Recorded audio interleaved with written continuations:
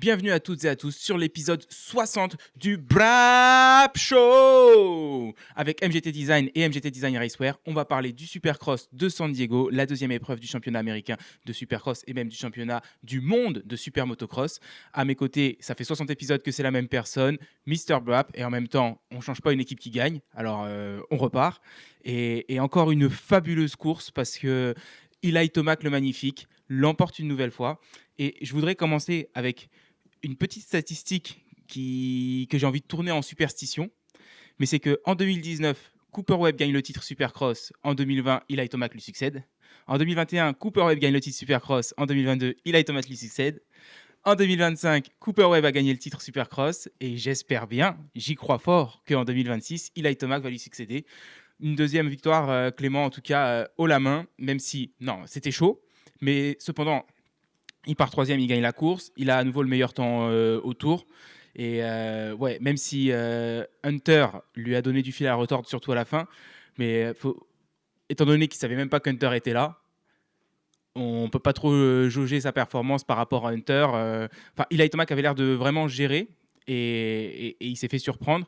Et dès qu'il a fallu en remettre un petit coup, enfin, il a su maintenir sa position jusqu'à la fin, quoi.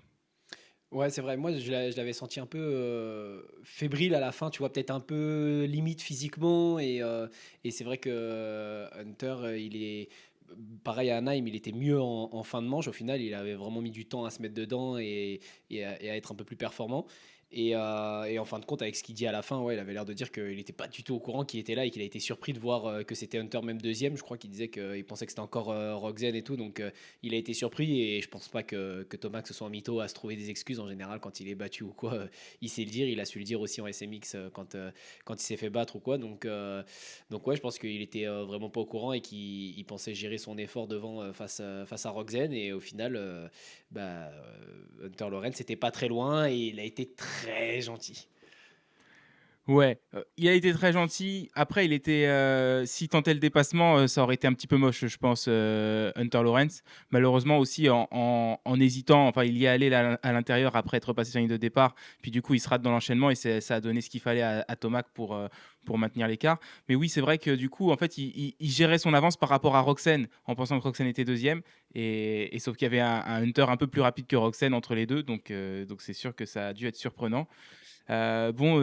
Tomac 2 sur 2, 8 points d'avance sur Ken Roxen, c'est pas, c'est pas grand-chose, on est qu'à la deuxième épreuve, il faudrait limite même pas compter les points actuellement. Je voulais quand même dire, encore un duel Roxen-Tomac. Tu sais, il y a la trend en ce moment sur les réseaux 2016, là, c'était il y a 10 ans que c'était une bonne année.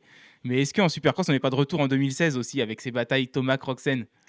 Ouais, c'est stylé en vrai de les voir se batailler à nouveau à cette période-là. C'est vrai qu'on il s'effaçait un petit peu, mais avec l'arrivée des nouveaux, de Jet Lawrence, Hunter, Sexton, etc., c'est vrai qu'ils étaient moins sur le devant de la scène comme ils l'étaient avant avec des anciennes vidéos. C'est vrai que moi aussi j'ai regardé deux, trois autres vidéos qui remontraient un peu que déjà 10 ans en arrière, en fait, ils se bataillaient les deux, quoi. Donc c'est ouf et c'est stylé, mais encore une fois, je pense que bon, de toute façon, on va passer un peu sur chacun, mais il nous manque encore quelques pilotes qui doivent performer devant et venir se mêler à la bataille. Donc, je m'attends pas à voir toute la saison ce duel Tomac-Roxen. Et j'espère que Roxen va quand même tenir cette cadence-là jusqu'à la fin de la saison, qu'il puisse être dans le coup jusqu'au bout, parce qu'on sait qu'il démarre souvent fort et qu'après, ça s'essouffle un peu au fur et à mesure du championnat. Donc, ouais, mais j'ai hâte que les autres qui doivent se mêler à la bataille soient là, quoi. Ouais. C'est vrai que Roxane, en plus, je revoyais tout à l'heure même une vidéo où tu sais, quand il a passé la main dans le bras oscillant de Webb et qu'il a le maillot tout déchiré et tout. Et je me rappelle, quand j'avais vu ça en temps réel, je m'étais dit, oh là là, mais il s'est explosé l'année dernière le bras, il a raté toute l'année. Là, il fait, je crois que c'était la quatrième ou la cinquième course, et il se remet un bras dans la roue d'un autre pilote. Je me suis dit, mais jamais il va continuer, et c'est bon, genre, moi, j'en aurais eu ras-le-bol, tu vois. Je suis sûr que sur le coup, il a dû en avoir ras-le-bol aussi. Mais je me dis, maintenant, bah, ça, c'était en 2018, si je me trompe pas, ouais, 2018. Et 8 ans plus tard, quand tu vois l'état de forme qu'il a retrouvé enfin, et en espérant évidemment que ça dure, mais et la vitesse, enfin, tout qui est encore là, c'est quand même dingue, je trouve. Ouais, il a dit il est dans son second prime. Ouais, bah, je le crois à 200 hein, franchement, ça se voit, en fait. Ça se voit. Je trouve qu'il est le même, niveau de forme que l'hiver, à la fin de l'année 2022, tu sais, quand on le voyait se batailler avec Tomac, au Supercross de Ouais. Paris et tout, quoi, où il était sur sa Honda, ouais, privée et j'ai trouvé qu'au final, le passage chez Suzuki, même si c'était pas mal, je le trouvais moins saillant que ses courses, d'off-season qu'il avait faites sur la Honda et là, par contre, ouais, vraiment, le Roxen des grandes années, quoi. Puis incisif et tout, nickel.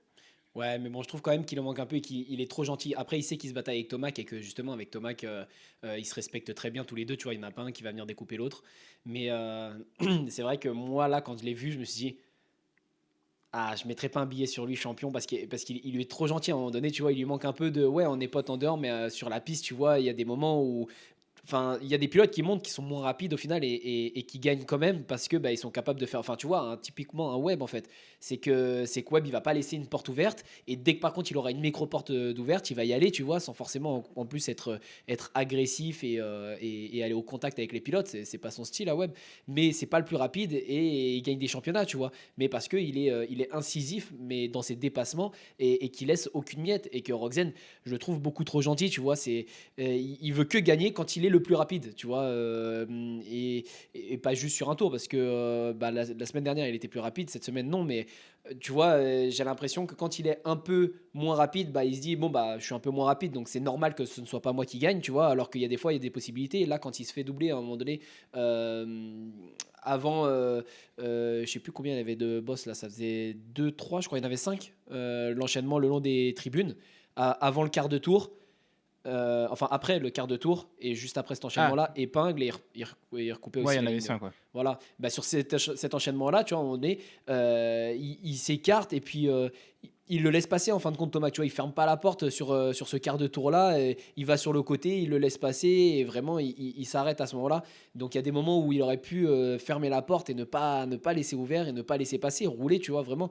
Et après, ce qu'il fait, quoi qu'il arrive, c'est très beau. Tu le vois recouper à chaque fois, là, tu vois, comme quand il veut dépasser Hunter Lawrence, tu vois la technique, là, à chaque fois, ouverture de virage, et tu vois que c'est super propre, justement, il va pas le toucher une seule fois, c'est recouper les virages, etc. C'est super clean, mais c'est pareil, du coup, je trouve qu'il bute un peu derrière Hunter Lawrence, alors que il aurait pu le doubler plus rapidement et peut-être de manière voilà, un peu plus incisive, peut-être mettre un bloc pass à un moment donné, tu vois, que là, il cherche que à doubler bah, vraiment propre, sauf que quand tu es en face de toi, et encore une fois, là, on a un peu de chance ici, c'est Hunter Lawrence, il va pas faire du zigzag, il va pas les fermer de ouf les portes, etc. Il va rester propre dans sa ligne, mais bah, il va buter sur des gars et il se simplifierait la vie à doubler rapidement et après à mener sa course. En plus, je pense qu'il est à l'aise quand il est devant et que voilà. Et je pense que il userait aussi moins d'énergie. Même si c'est peut-être, enfin là, je pense qu'il en a peut-être manqué un petit peu, tu vois, quand même sur cette épreuve. À la fin, je sais pas si c'est physiquement que ça a pêché un petit peu, mais à la fin, il était plus trop dedans, alors que bah toujours en début de course, très incisif. Je pense que mettre un petit dépassement peut-être un peu plus musclé, un peu plus incisif, y aller franchement en mettant un bloc pas, c'est pas juste en essayant de recouper, en essayant d'être propre dans une ligne, d'aller plus vite ou quoi que ce soit. Ça simplifierait la vie pour lui, quoi. Ouais, mais je l'ai pas trop, enfin, ce que tu dis, je le vois d'habitude. J'ai trouvé quand même que c'était mieux ce week-end. Déjà, il repasse Tomac, peut-être même quelques tours, je sais plus, mais en tout cas, il redouble Tomac parce que Tomac, quand il fait son déplacement, fait une toute petite erreur. Après, il réussit pas à faire le triple et du coup, Roxen repasse. Et je trouve qu'il se bat quand même. Après, oui, il se bat, mais ça reste dans la métrique de comparaison. Ça reste Roxen, tu vois. C'est que pour un Roxen, je trouve qu'il se bat beaucoup. Effectivement, il se bat pas autant qu'Anderson, mais je pense que ça vient aussi avec l'expérience, le fait que c'est le début de la saison, qu'il n'a pas envie de se faire d'ennemis évidemment sur la piste, que ce soit Hunter ou Tomac, surtout que, comme tu dis, ils se respectent, ils ont toujours roulé propre les trois. Et aussi, je pense qu'il n'a pas envie de bouchonner et de ramener plus de monde. Tu vois, à essayer de rouler défensif. Et je pense que ouais, il va défendre sa position, mais jusqu'à un certain point, quoi. C'est carrément donné. Et tu vois, quand tu dis qu'il s'écarte pour laisser passer, bah, il sait que s'il tente de garder sa position là et que le mec il va quand même, il risque de tomber comme Anstyle a fait ou des trucs comme ça.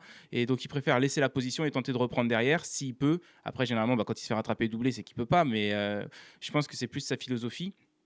Euh, et après, je saurais pas dire, tu vois, est-ce qu'il vaut mieux rouler comme un Roxen ou rouler comme Barcia ou Anderson quand tu as quelqu'un derrière toi? Parce que, ouais, au final, Anderson est une fois champion SXUS en 450, mais Roxen a gagné quand même plus de courses. Euh, Tu vois, je sais pas, quelle est la meilleure philosophie. Après, il fait aussi ce qu'il sait faire, tu vois? Il avait déjà mentionné une fois quand on lui disait qu'il était trop gentil, dans une vidéo où il parlait avec Donji, il disait: «Après, tu vois, je pourrais rouler plus agressif et faire comme j'ai fait avec Webb et me remettre par terre, bêtement». Alors de toute façon, à chaque fois qu'il va s'accrocher avec un pilote, ça va pas finir avec une main dans un bras oscillant. Mais c'est sûr qu'après, tu vois, si tu sais pas trop maîtriser le contact, j'ai envie de dire, et que tu fais ça n'importe comment, bah, tu finis par terre avec la personne que tu essaies de doubler et tu pas gagnant. Ouais, mais tu vois, par exemple, un Barcia, quand il va se faire doubler, peu importe qui l'a doublé, tu vois, peu importe que ce soit un mec plus rapide que lui ou pas, si tu lui as pas mis une distance tout de suite dans l'enchaînement, que tu l'as pas vraiment bloqué pour après t'en aller et mettre une distance pour laquelle il ne pourra pas venir te toucher dans le virage, dans le prochain virage, il va venir, tu vois. Et c'est ça chaque année. Enfin, j'ai des images de lui justement, bah, notamment avec Tomac, où Tomac le double. Et ben dans l'enchaînement, il a réussi à rester à distance et pas plus rapide dans l'enchaînement, hein. Barcia, il revenait pas sur Tomac devant. Il était à la même distance, mais il a plongé dans l'intérieur et il est arrivé au bout et pas forcément encore une fois avec un contact en mettant par terre Tomac, juste positionné dans l'intérieur et lui reprendre le bloc pass si Tomac ne fermait pas complètement la porte, tu vois, au bout de l'enchaînement. Alors qu'avec Mmh. un Roxen, tu sais que tu l'as doublé, tu vois, bah là, typiquement dans ce virage-là, avant cet enchaînement, Thomas, il était pas loin derrière. Là, il pouvait serrer la botte de paille. C'est à Thomas de freiner. Il était derrière, il était pas au même niveau que lui. Et il a dû entendre ou sentir ou voir vite fait son garde-boue, tu vois, à son arrière gauche. Et en atterrissant, du coup, il est allé se déporter sur la première qu'ils enroulent là. Il est parti se déporter complètement sur le côté. Et genre, je pense que même Thomas, dans sa tête, n'avait pas planifié le dépassement là, tu vois. Dans sa Mmh. stratégie, c'était pas là tout de suite qu'il faisait le dépassement. Et tu t'écartes. Ah bon, bah ok, bah j'y vais alors. Et donc, au final, dans l'enchaînement, et c'est pareil, tu vois, dans l'enchaînement, il s'est pas positionné de l'autre côté pour essayer peut-être d'aller le bloc passer. Il est resté à droite en essayant de recouper. Et c'est là qu'effectivement, il rate le triple. Donc, il peut rester dans sa roue. Et c'est dans les whoops qu'il le redouble derrière, tu vois. C'est dans une ligne. Quand il va être plus rapide dans la ligne, il est arrivé au bout, il a fait le bloc pass, mais parce qu'il est presque arrivé avant lui, tu vois. Là, c'est pareil. Thomas, genre, il aurait pu. Il était à côté dans les whoops, freiner, recouper, tu vois. Mais je pense que Thomas, c'est pareil. Il se dit, c'est Roxen. Donc je vais même pas essayer de recouper un bloc pass. Il va pas venir me faire de bloc pass, ou c'est rare, tu vois. Et au final, il est Mmh. venu, il l'a pas monté très haut comme un Sexton sur Web. Donc il a pu laisser la place et repartir derrière lui et on y retourne, tu vois. Mais je pense que Roxen, il lui manque un petit peu justement d'agressivité et pas forcément d'aller mettre un contact, juste de se dire tu viens de me doubler. Et effectivement, si toi, t'as pas réussi à me mettre une distance tout de suite dans l'enchaînement, je serai là dans ton intérieur après, tu vois. Pour moi, c'est un peu ce que tu disais de Di Francisco la semaine dernière. Ben, on le retrouve un peu, mais constamment avec Roxen. C'est Ouais, mais quand même pas au même niveau.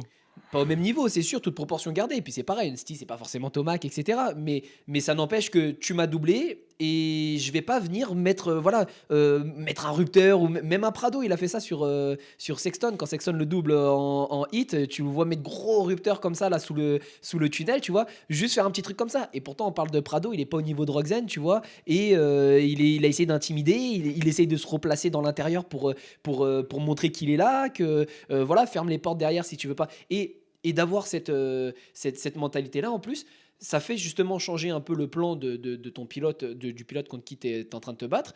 Et forcément, si du coup, Thomas qui est devant doit venir fermer les portes dans les virages, bah, il prend plus ses virages de la même façon. Donc il va plus aussi vite parce qu'il va devoir rentrer serré dans son virage, faire un virage au frein, ressortir. Pendant que du coup, Roxen pourra varier les stratégies. Tu me laisses la porte ouverte, j'y vais, je te montre que je suis là. Là, il va se dire, ah ouais, je ferme la porte au prochain. Tu fermes la porte au prochain, moi je longe mon virage, je prends plus de vitesse, enfin tu vois. Et c'est comme ça qu'au final, tu restes dans la bataille toute la manche parce que tu peux pas tu laisses pas le mec devant toi dérouler en fait. Et donc, c'est ce que fait très bien Barcia. Quand même le mec, il est une seconde plus rapide que lui devant, il le laisse pas dérouler son truc. Et donc, au final, ça fait que Barcia, il arrive, bon, alors en général, c'est rarement pendant toute la manche, mais au moins peut-être quelques tours parfois, à être là, à se batailler avec un Thomas qui, en fin de compte, au tour, il est une seconde plus rapide que lui, peut-être. Ouais. Après, peut-être que pour Roxane, c'est aussi une question d'énergie. C'est que, tu vois, peut-être que quand tu te fais doubler, parfois, c'est aussi, tu prends un petit coup, où tu étais déjà à fond en train d'essayer de maintenir le gars derrière lui. Et peut-être que c'est genre, j'aimerais bien, mais là, j'ai même pas la force de tourner un peu plus, que ce soit la poignée ou le guidon pour aller dans l'intérieur. Et il y a peut-être aussi un petit peu de ça quand même. Et ouais, mais c'est pour ça que je dis, tu vois, un Hunter, il le dépasse rapidement. Et ben, Hmm. il déroule son truc, il s'économise, il roule, voilà, lui, comme il sait faire, sur ses pointes, propre, techniquement, etc. Il s'économise. Et quand tu as un Thomas qui arrive, tu as le bûcheron derrière qui vient et qui est là dans la bataille, qui va te mettre un bloc passe, bah, tu as de l'énergie pour venir replonger dans l'intérieur. Et encore une fois, en plus, des fois, c'est intimidé en fait. C'est même pas Hmm. y aller et vraiment, vas-y, tu m'as doublé comme un Barça. Lui, Barça, en fait, tu m'as doublé, c'était l'impression que tu l'as piqué au vif, le garçon, et il doit te redoubler derrière, quitte à venir te mettre un taquet. Voilà, c'est pas forcément ça, mais c'est juste te dire, tu m'as doublé, si tu fermes pas la porte au bout, potentiellement je suis là. Et du coup, forcer le gars à fermer la porte, c'est lui forcer à prendre son virage, à ne pas le dérouler et du coup à être moins rapide dans son virage. On le voit bien aux essais, les mecs ils longent les virages, ils vont pas rentrer serrés comme ça dans les ornières, etc. Donc c'est le forcer à changer un peu sa stratégie, le mettre dans l'inconfort, et le mettre dans l'inconfort, c'est le pousser à faire des erreurs et c'est faire aussi en sorte que bah, du coup le mec en face, c'est pareil, quand il va devoir fermer la porte, il va s'user parce qu'il va pas dérouler son pilotage, parce qu'il doit se soucier du mec qui a derrière pendant qu'il est premier. Et c'est comme ça qu'au final, bah, à la fin, tu es dedans aussi jusqu'au dernier tour et que potentiellement, c'est toi qui a le dernier mot. Je pense que Webb, c'est ce qu'il fait très bien, c'est qu'il est toujours là, pas très loin, et que par contre, quand il s'agit de dès qu'il y a une petite porte ouverte, il y va, il montre l'avant, et c'est ce qu'a fait Digan aussi sur Max NC les premières fois où il a montré sa roue. Il est venu se montrer très haut, tu vois, qu'est-ce qu'il a fait NC? Oula, pardon, il s'est redressé, il a foiré son enchaînement derrière, alors que Digan est rentré dans l'intérieur il est venu lui faire peur. Il a mal pris son virage. Au final, dans l'enchaînement, il était au même niveau que lui. Et il a même pu le doubler à la fin de l'enchaînement, tu vois. Parce qu'il est venu Hmm. montrer, parce qu'il est venu faire peur. Et du coup, ça a changé les plans de celui qui était devant. Il aurait pu aussi à ce moment-là rester juste derrière. L'autre, il déroulait. Ça aurait mis plus de temps, plus de risques. L'autre, il se mette une cabane, qui se mette une cabane avec. Ou de s'user, du coup, à chercher d'être le plus rapide, etc. Il attend pas. Bon, après, de toute façon, on en reparlera parce que là, j'en parle quand je le prends en Hmm. exemple, mais je suis pas tout à fait fier de ce qu'il a pu faire. Mais voilà, je pense que Roxen, c'est ce qui lui manquera quoi qu'il arrive en fait c'est le dernier step je pense pour qu'il puisse vraiment être dominant justement. Et je pense que tu vois en 2017 avant qu'il se fasse les bras là sur les deux premières épreuves, il était incisif, il laissait aucune miette, il passait pas 3 ans derrière quelqu'un, il avait une mission à aller gagner et tu vois. Alors après je sais qu'il a beaucoup changé d'état d'esprit justement et que sans doute que ses blessures sont liées à ça, mais ouais, moi ce qui me manque un petit peu c'est juste un petit peu plus d'agressivité, être un peu plus incisif et faire un peu plus peur quoi. C'est tu vois qu'il soit pas comme Plessinger, qu'on se dise bah les gars c'est les mecs les plus cool du paddock donc tranquille, j'aime bien rouler contre eux. Non, tu dois pas aimer, je pense pas que lui il Hmm. dise j'aime bien rouler contre Webb hein, tu vois. Donc et pourtant Webb il va pas le mettre par terre non plus, mais je suis pas persuadé qu'il dise j'aime bien rouler contre Webb.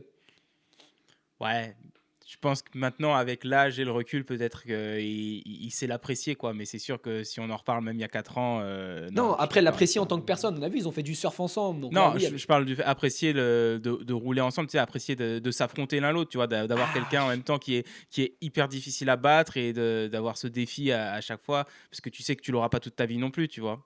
C'est un peu un privilège d'un côté d'avoir quelqu'un d'aussi fort contre qui tu roules, même s'il ouais. il te prend la tête à chaque fois que vous êtes sur la piste. Bah, c'est ça, c'est qu'au bout d'un moment, quand t'as fait des cauchemars du garçon, tu vois, quand t'es premier et que tu penses plus à lui alors qu'il est encore cinquième au début de la manche, non, c'est pas très agréable. Bon, vas-y, on va parler très rapidement. Non, pour finir avec Tomac, est-ce qu'il t'a un peu surpris quand même du coup sur ces deux premières épreuves ou pour toi c'est Non, voilà, là, juste un début de saison. on va le dire tout de suite, les gars. J'avais le bon pronostic. Il me manquait juste la dernière personne du podium pour Anaheim 1. J'avais dit Sexton, c'était pas Sexton, mais j'avais Thomas Croxen dans le bon ordre. J'aurais dû mettre un bifton là. Non, en vrai, oui, il m'a surpris un peu quand même. Je l'avais mis là un peu parce que j'avais dit, ouais, j'ai pas envie de voir celui qui va gagner le championnat, c'est-à-dire Sexton, premier à Anaheim 1. Donc j'avais mis un peu Tomac. Mais non, c'est vrai que c'est quand même surprenant. C'est vrai que de changer de marque comme ça à son âge et dans sa façon de piloter, je sais pas, ouais, la KTM, je crois que j'ai toujours ce préjugé, la KTM, elle est fine, elle est fragile et tout, tu vois.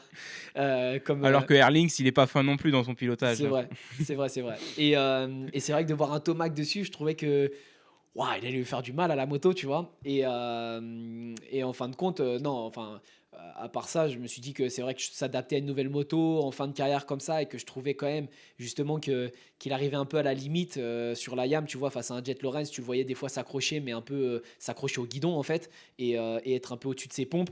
Donc, donc je voyais difficilement comment tu pouvais, en changeant de crèmerie comme ça, être au moins à ce niveau-là ou même que ce soit mieux. Est-ce que c'est mieux ou pas? C'est difficile de juger parce que justement, on n'a pas un Jet Lawrence aussi qui était un peu la référence et sur qui on pouvait se baser pour savoir jauger un peu le niveau de chacun. En tout cas, il y a quand même tous les autres et pour l'instant, il est au rendez-vous. Donc, non, quand même assez surpris. Ouais, je suis d'accord. Bah, je m'attendais pas à avoir, mais jamais j'aurais pronostiqué qu'il gagnerait 2 courses à la suite, les 2 premières là. Donc, j'espère que ça va continuer et on va parler très rapidement du circuit.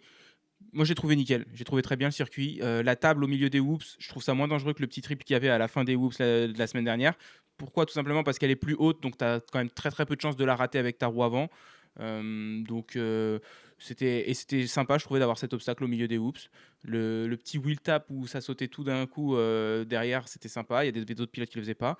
Et même la jump line où il faisait, bah, je sais pas, ça dépendait. Justin Cooper, lui, il partait de la toute petite pour faire double, triple, triple et ensuite on-off. Ça marchait aussi, a priori. Le secteur le plus rapide en finale dans les hoops, c'est Webb qui l'a. Donc, je sais pas s'il l'a eu en sautant ou en dribblant parce qu'on l'a pas trop vu à l'écran. Mais en tout cas, ouais, c'est Cooper Webb le plus rapide dans les hoops en finale. Et ouais, enfin, circuit trop bien, j'ai trouvé. Ouais, sympa. Et moi aussi, j'ai bien aimé cet obstacle dans les whoops. Je trouvais que déjà c'était original, ça changeait. Ça faisait bien longtemps qu'on n'avait pas vu quelque chose comme ça. Tu vois, le dernier en tête que j'ai, après, je suivais pas trop dans mes jeunes années, mais c'est Stewart, justement, quand il saute d'un pain de sucre, je crois, au milieu des whoops et qui saute les whoops derrière aussi. Hmm. Je crois qu'il y avait des whoops derrière, des whoops devant, et de là, boum, il saute par-dessus tout. Euh, il y a que ce souvenir-là que j'ai. Après, je vois pas d'autres terrains où il y avait ça, donc je trouvais ça original et sympa. Et effectivement, en plus d'avoir créé cette trajectoire aussi, on a vu justement au début, il y a un passage très intéressant là quand on voit Malcolm Stewart qui double Vin Freeze dans les whoops et tu as Justin Cooper qui rentre aussi dans les whoops. Ils rentrent tous les trois à peu près au même niveau. Tu as Freeze devant, Cooper en 2, Malcolm en 3. Et donc, Malcolm Stewart et Vince Freeze font la même combinaison dans les whoops. Ils dribblent, ils sautent, ils redribblent derrière, je crois. Et donc là, tu vois Malcolm Stewart qui dribble mieux que Freeze, qui le rattrape, qui dépasse aussi Justin Cooper, qui lui commence par sauter. Sauf qu'au moment où il fait jump on, jump off, là, il te prend de la vitesse, tu vois, justement, de ne pas prendre la table en sautant. Il prend de la vitesse et c'est lui qui finit premier, en fait, à la fin du virage. Donc c'était vachement sympa. Il y a eu deux, trois dépassements en même temps et il y avait des combinaisons où celui qui rentrait, tu vois, acceptait de perdre un petit peu au début pour en gagner à la fin. Donc je trouvais ça vraiment, vraiment intéressant. On a vu aussi Prado faire cette ligne-là, mais en dribblant les whoops au départ. Donc il a Ok. dribblé, puis il a fait plonger pour faire le petit saut à la fin et faire jump on, jump off avec les whoops. Donc ça, j'avais pas vu d'autres le faire. Je sais pas s'il y en a d'autres qui l'ont fait, mais en tout cas, il l'avait fait vraiment, vraiment clean, quoi. Et je trouvais ça fort Ouais. techniquement quand même de dribbler et de réussir ensuite à sauter pour se caler et sauter d'une whoops, parce qu'encore une fois, en plus, c'est une whoops, c'est pas un appel non plus pour faire jump on, jump off. Donc ouais, non, c'était intéressant cette partie-là, j'ai beaucoup aimé et je trouve que le pont là, il était très fluide aussi. L'image de Roxanne et Hunter qui scrub les deux en même temps dessus, c'est beau parce que c'est vrai que je trouve que souvent les ponts, tu les voyais sauter, mais tu les voyais rarement scrubber dessus. Et là, je trouvais Hmm. que ça y allait, tu vois, donc c'était beau, c'était fluide. Et puis le reste de la piste aussi, ouais, j'ai bien apprécié. Ouais. Eh bien, 100% d'accord avec toi. Donc, on va enchaîner maintenant. On a bien parlé de Tomac, on a bien parlé de Roxanne, on va parler un petit peu, on a un tout petit peu parlé de Hunter, mais c'est une bonne montée en puissance pour Hunter. Hmm. Ouais, on la sent venir la première victoire là quand même. Après, autant j'étais déçu en fait la semaine dernière, et autant là il m'a presque un petit peu surpris. Après, peut-être un petit peu à cause aussi de son résultat de Anaheim 1, mais c'est vrai qu'il m'a un petit peu surpris d'être aussi près tout au long de la manche en fait. Ouais. Ben, c'est vrai qu'en début de manche, enfin, c'est étonnant parce qu'en début de manche, bah, je le voyais là, mais à la fois, je vois que les autres revenaient, donc je me dis, bon, ça va être un peu compliqué pour lui, il est un peu en dessous. Et là, un second souffle en fin de manche, quoi, dans les 5 10 dernières minutes max, tu vois, un second souffle. Donc je sais pas si c'est les autres, tu vois.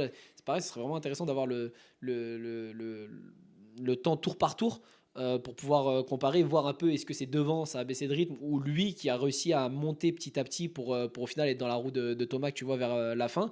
Mais c'est vrai qu'il est au rendez-vous à la fin. Et puis, enfin, je trouve vraiment à son image, quoi, toujours discret, effectivement, rien d'exceptionnel. Mais au final, il est deuxième dans la roue de Tomac, donc c'est costaud. Et puis ouais, moi je l'ai trouvé un poil trop gentil. Après, c'est pareil, voilà, je pense que c'est quelqu'un de très gentil et tout, mais ouais, là, fallait y aller hein, pour une première victoire. Tu vois, Musquin, il l'a dit, hein, il l'a clean out hein, le Toto en disant c'est pour une victoire de Supercross US quand même. Donc Ouais, non, ouais, mais tu peut-être vois, pas. c'est pas le bon exemple, hein. Après, il va prendre une poignée dans la tronche, Hunter. Ouais, non, peut-être pas comme ça, mais tu vois, là, il y allait sans y aller. En fait, dans ce cas-là, fallait pas y aller, tu vois, rester derrière et peut-être essayer le virage d'après, qui était un 180 plutôt que celui-ci, où c'est vrai que tu es un peu obligé d'aller chercher la roue avant, quoi. Peut-être attendre le suivant, tu vois, pour te. Je sais pas, mais après, il restait plus beaucoup de virages. Je pense qu'il était aussi un peu dans l'euphorie, quoi, d'être deuxième, d'avoir la possibilité peut-être de tenter un dépassement, mais ouais, non, c'est vrai que ça va peut-être arriver dans pas très longtemps. Ouais. Mais ce qu'il a dit, c'est qu'il voulait y aller et qu'à la dernière seconde, il s'est dit, en fait, Ça va là, peut-être ça beau. va être moche. Si Mm. j'y vais, ça va être moche et c'est peut-être pas le bon moment, deuxième épreuve sur Tomac, d'aller se faire un ennemi, de se mettre par terre. C'est peut-être Mm. ça valait pas trop le coup, quoi. Ouais. Disons. Et puis après, ce qu'il y a, c'est que ouais, il pensait qu'il allait pouvoir quand même réussir son enchaînement. Enfin, il savait pas qu'il allait se rater derrière et tout, évidemment. Mais ouais, non, Hunter, très très solide. Et mais je sais pas si pour l'instant je le mets en deuxième, troisième ou quatrième homme de ce championnat, parce que c'est vrai que bon, il y a Sexton et il est sur la liste. Là, c'est à son tour, c'est de lui qu'on va parler. Mais du coup, est-ce que actuellement je mets Hunter dans la lutte au titre? Est-ce que je le place au même niveau que Sexton? Est-ce que je le mets quand même un petit peu en dessous alors qu'il a fini 2 fois devant? Et je sais pas trop, mais ça vient du fait que Sexton, alors, et il nous a fait encore une journée, le mec. Alors, il avait une très belle moto rétro à l'image de celle de Ricky Carmichael en 2001.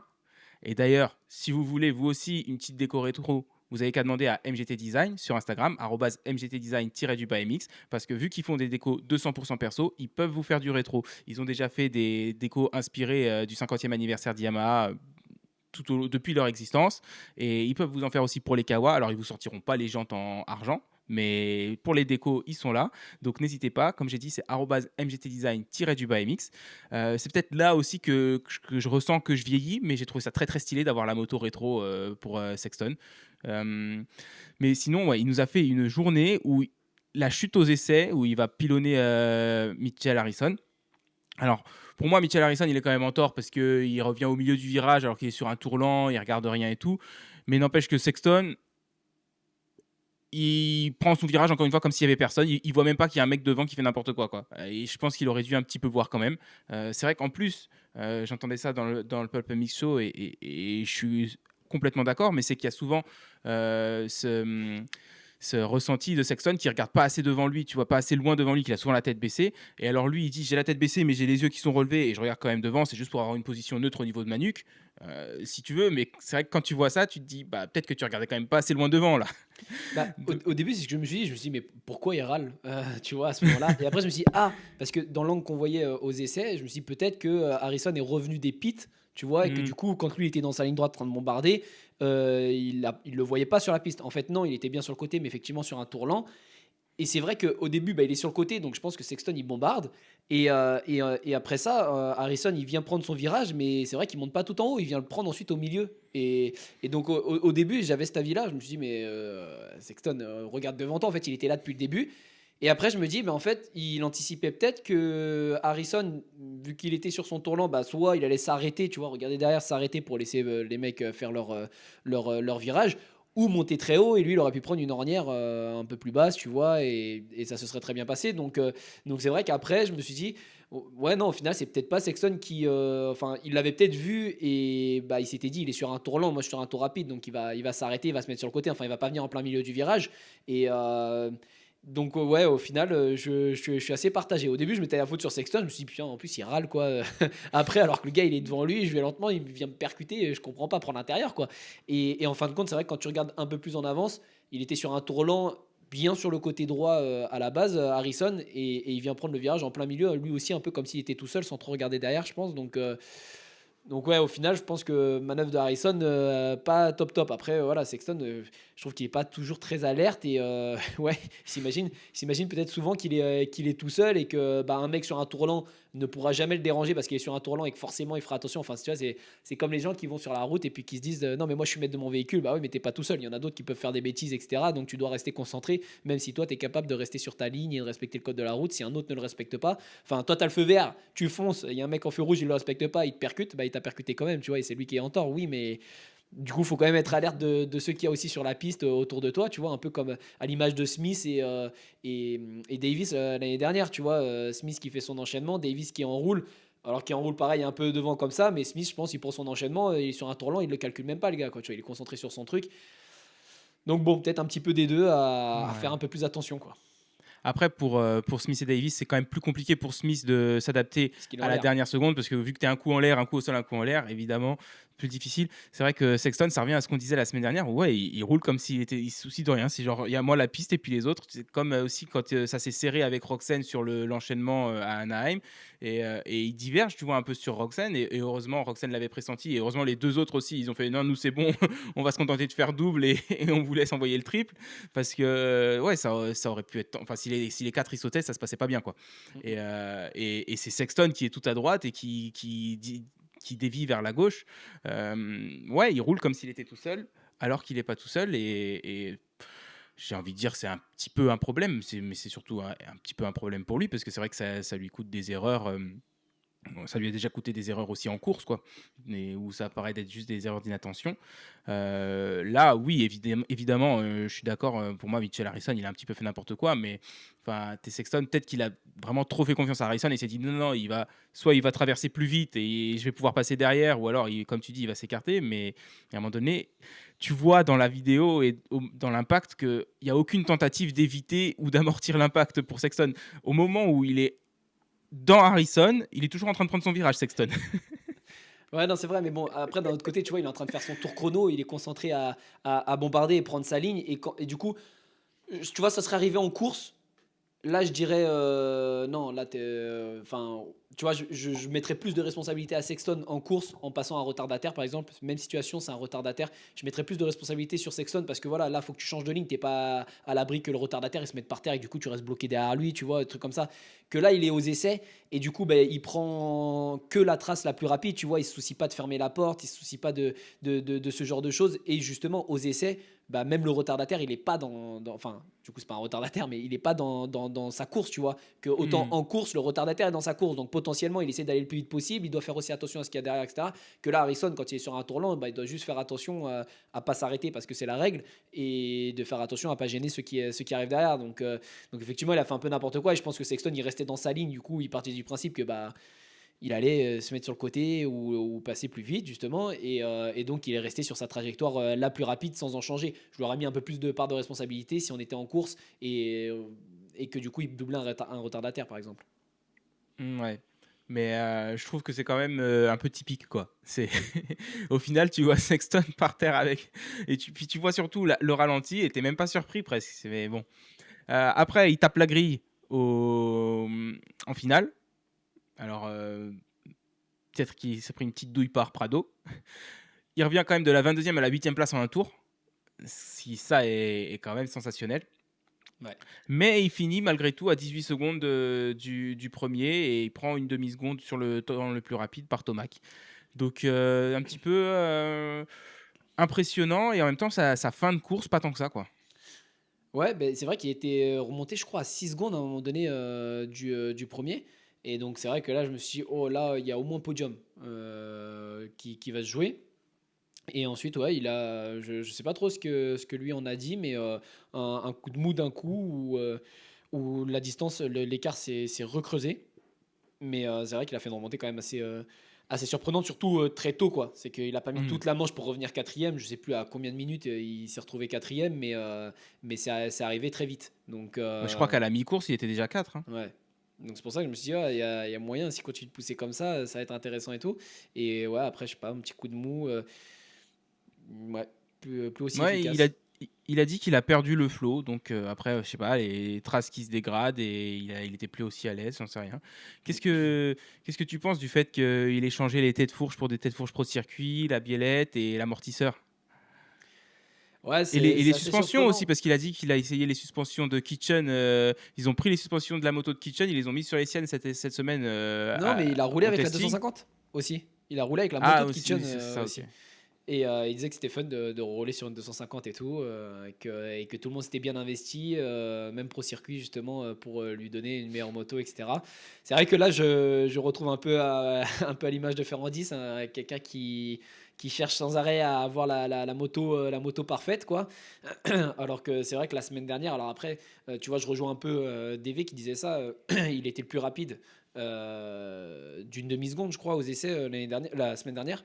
Et Mhm. il fait la pole et au final là il change tout, donc c'est pas tant un problème de vitesse. Après peut-être qu'il arrive à être rapide sur une moto sur laquelle il est pas très confortable pendant 20 minutes ou quand la piste se détériore, parce que je sais que la semaine dernière on l'a vu sauter les whoops aussi, enfin, donc c'est vrai que c'était pas trop représentatif de son niveau et de ce qu'il sait faire.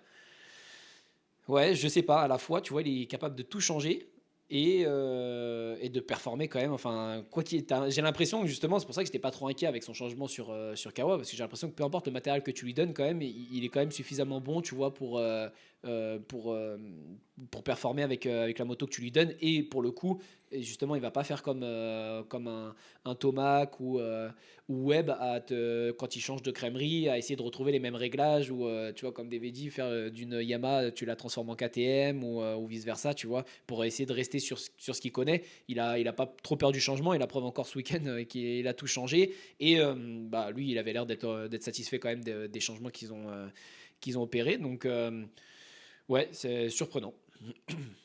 Ouais, après, effectivement, il y a une demi-seconde plus rapide mais aux essais la semaine dernière, et du coup sur la piste en finale, tu vois, c'est pas les mêmes conditions, et peut-être qu'il sentait pas du tout sa moto en finale. Et c'est vrai que c'est là au final que c'est important d'être le plus rapide. Mais c'est clair que, en tout cas, ouais, sur la première partie de la manche, ça a montré qu'il était très chaud. Même sa hit, je crois qu'il la gagne et qu'il la domine. Il a quand même sorti Webb dans la finale. Et justement, bah, ça fait super transition parce qu'on va parler de Cooper Webb, à moins que tu voulais rajouter quelque chose sur Sexton. Non, non, non. Mais alors, donc, Cooper Webb, encore une soirée compliquée. Si, dernière chose sur Sexton, quand même, il est 18 points derrière Tomac. Comme j'ai dit, après deux épreuves, on s'en fiche un peu. Mine de rien, c'est déjà pas rien parce que des mecs qui ont refait un retard de 18 points pour aller gagner le titre, ça arrive pas tous les ans non plus.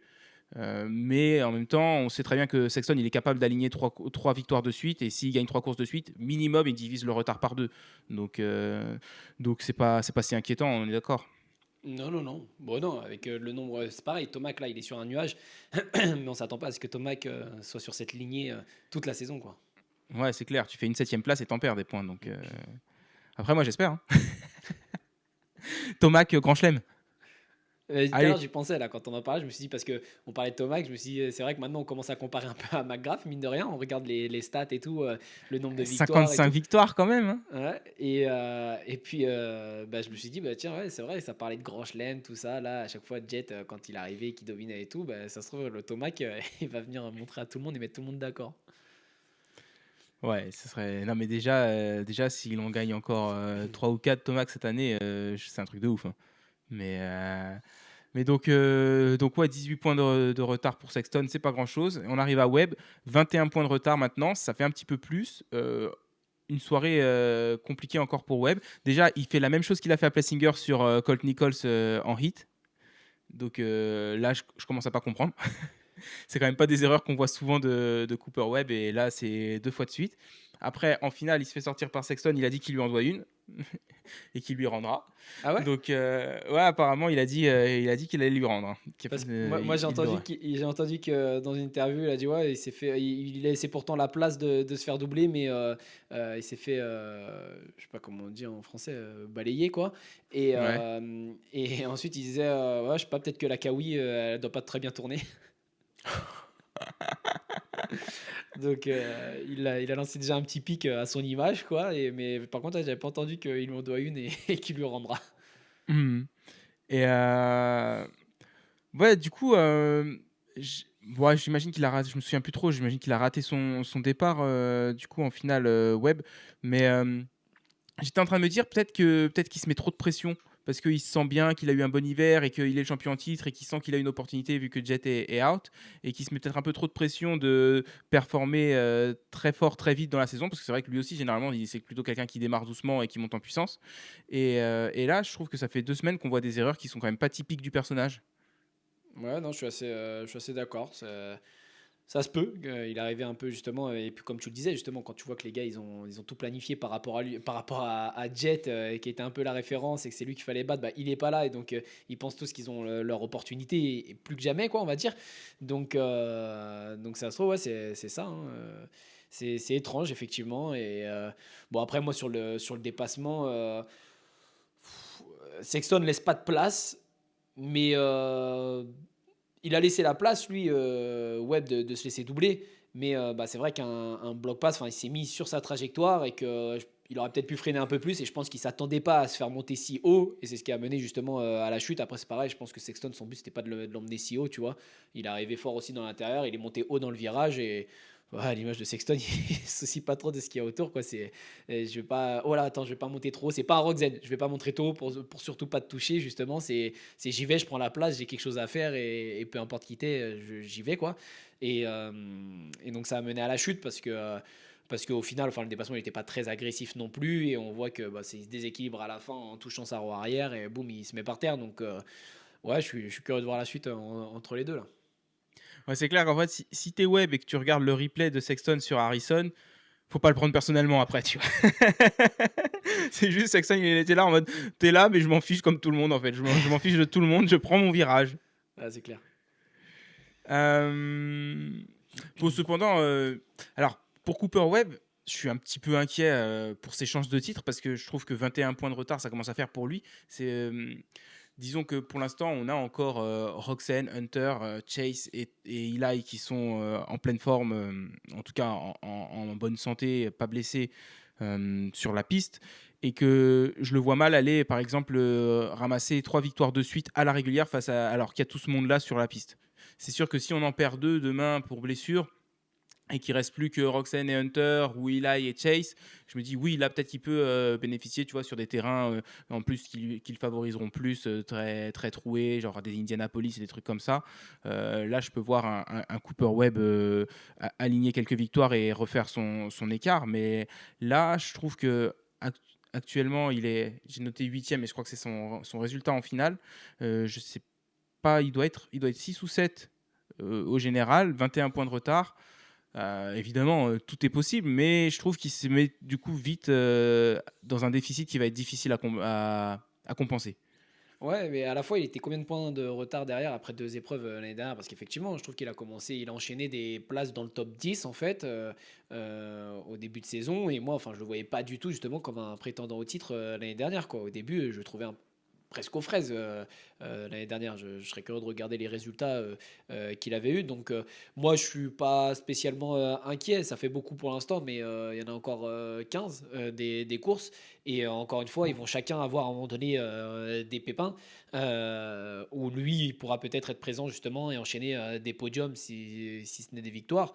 Et je pense que justement, s'il arrive à se remettre sur une bonne lignée et éviter les erreurs comme ça, les petites chutes qui lui font justement rétrograder, en prenant quelques all shots aussi, je pense qu'il sera là.